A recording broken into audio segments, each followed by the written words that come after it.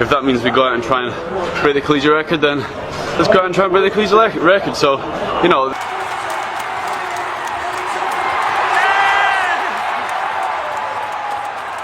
He told the entire world exactly what he was going to do, not in vague terms, not with the carefully managed language of an athlete protecting himself from the consequences of failure. He named the date, he named the time, he named the venue, and then every single morning for months, he sat down at his desk and wrote the same sentence in his notebook, like a man who had already lived the moment and was simply waiting for reality to catch up. July 18th, 2026.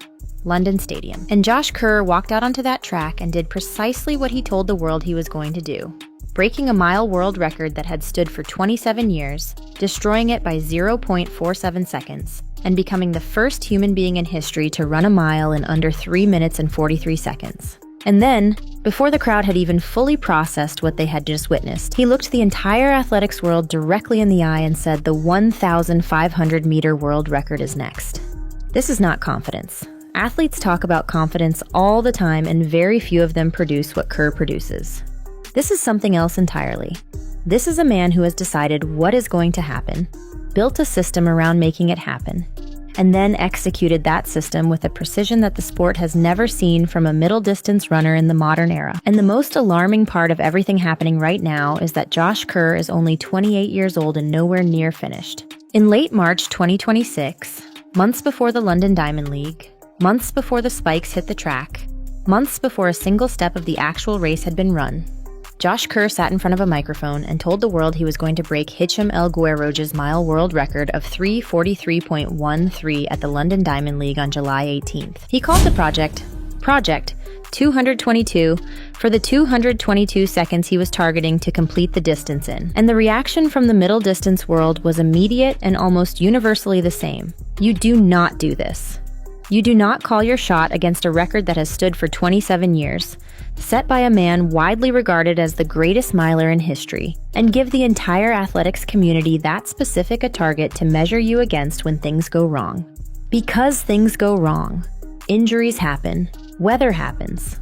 Form disappears without warning at exactly the wrong moment. The list of athletes who have publicly targeted world records and fallen short in full view of the sport is long and painful. Kerr heard all of that. He absorbed every piece of skepticism that came his way in the weeks following the announcement. And then he sat down the next morning and wrote in his notebook, I ran 3.42 at the London Diamond League, July 18th, 2026. He wrote it again the next morning, and the morning after that. Every single day between late March and July 18th, Kerr wrote the same sentence. Not as a wish, not as a motivational exercise, but as a statement of fact about something he had already decided had happened. When you understand that, when you understand the psychological discipline that ritual represents, what he did in London stops feeling like a surprise and starts feeling inevitable. Let us talk about what actually happened at London Stadium on July 18th, because the time alone does not capture the full scale of the performance. El Guerrouji's 3:43.13 was set in Rome in 1999. It had survived every assault that every generation of middle-distance runners had thrown at it for nearly 3 decades. Multiple world champions had chased it. Multiple Olympic gold medalists had shaped their entire seasons around trying to get close to it, and the record had absorbed every attempt and remained standing. The conventional wisdom that had built up around it over 27 years was simple. This number belonged to a different era of running, an era of specific conditions, specific competition, and a specific athlete who may never be replicated. Kerr's pacemakers, Brandon Kidder and Jan Rudolph, hit 400 meters at 54.75 seconds, world record tempo from the opening quarter. Kerr was a fraction behind in 55.3. He reached 800 meters in 1:51.1, and the pacemakers stepped aside. From that point, Kerr was alone, grinding through 1,200 meters in 2:46.39, while 60,000 people inside London Stadium rose to their feet, and the mathematics told the crowd before his legs confirmed it that something historic was approaching. He hit 1,500 meters in 3 minutes 27.62 seconds, faster than his own British record for the 1,500-meter distance, and there was still 261 meters of the mile remaining. He crossed the line in 3:42.66. Not a photo finish with the record, not a near miss that would require a second attempt. A destruction. a 0.47-second margin that made 27 years of history disappear cleanly and completely. And the first person to break 3:43 in the mile stood on the track in London and told the world he was only getting started. Here's the part of this story that exposes a genuine failure of attention from the athletics media. Because what happened in London on July 18th was not actually the first time Josh Kerr had broken a world record.